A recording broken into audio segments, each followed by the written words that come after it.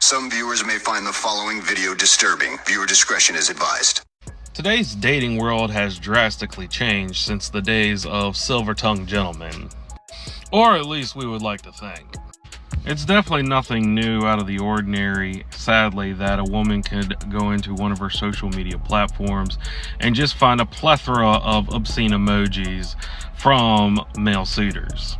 And we would probably think, why can't we go back to the good old days when things weren't so obscene? But was it really better back then? Specifically talking about one person in our story who would make national headlines and become completely infamous when he would appear on a show in 1978 called The Dating Game. The Dating Game was a very popular show that came on in prime time during the 70s, which would involve a host, and the host would bring a male or a female over to one side of the stage, and on the other side would have a complete divider and would have three options of either three women or three bachelors to choose from.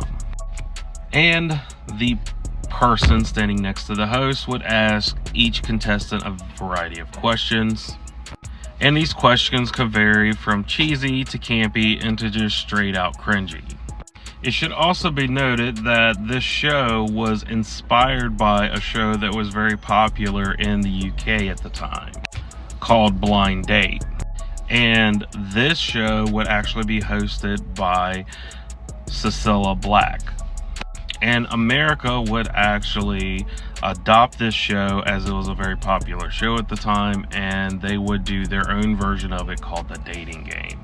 So let's take a trip down to California in 1978, where Cheryl Bradshaw would actually be appearing on an episode of The Dating Game in 1978. And of all the different bachelors that would appear on this show, there would be one particular bachelor that was considered at the time a handsome photographer.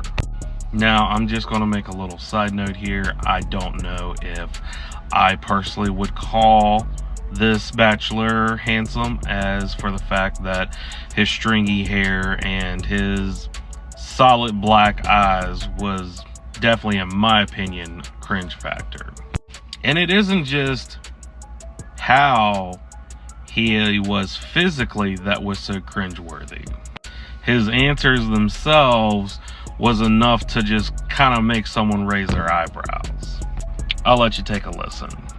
I'm a drama teacher, and I'm going to audition each of you for my private class. Bachelor number 1. You're a dirty old man. Take it. Oh, come on, over here. Oh,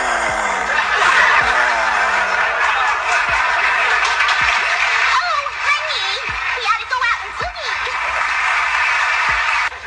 Bachelor number 1. I am serving you for dinner. Oh. What are you called, and what do you look like? I'm called the banana, and I look really good.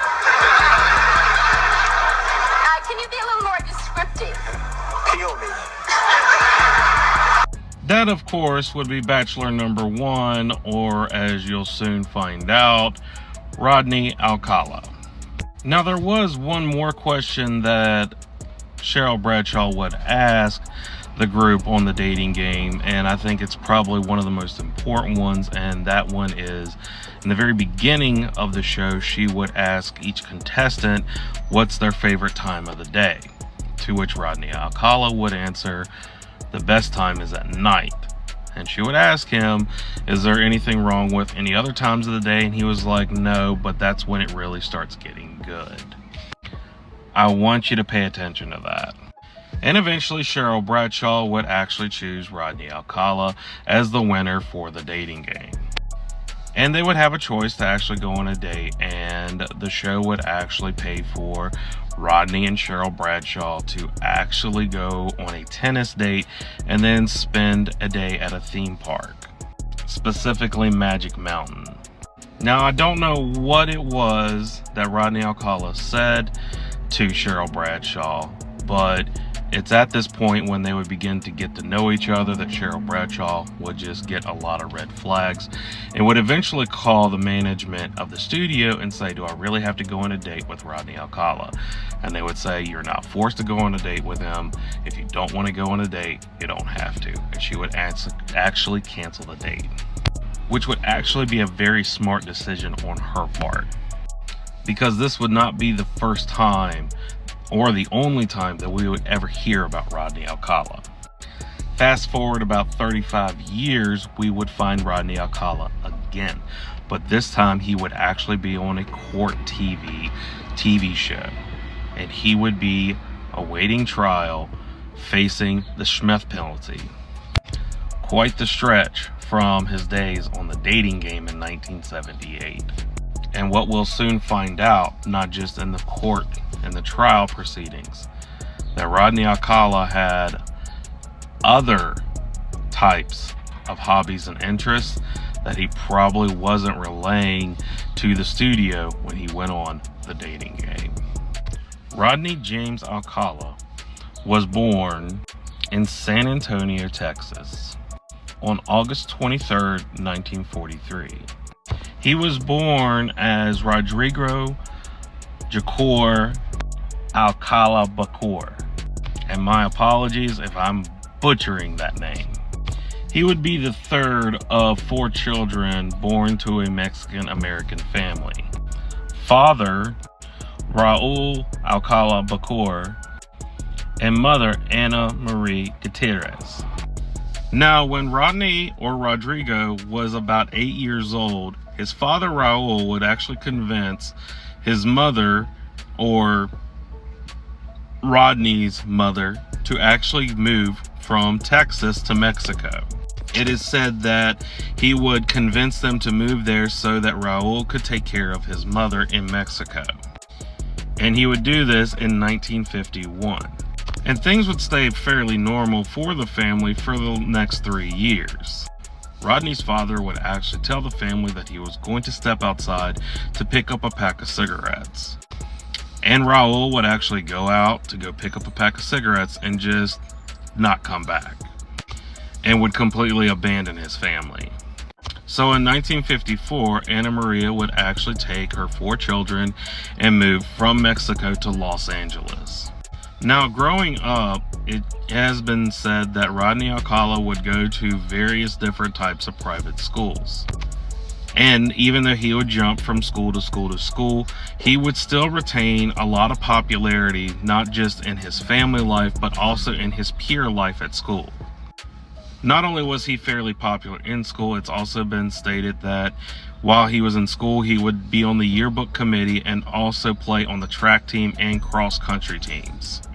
Now, when Rodney was 17 in 1961, he would actually enlist and join the U.S. military, specifically the Army. He did this as a way to follow in his brother's footsteps.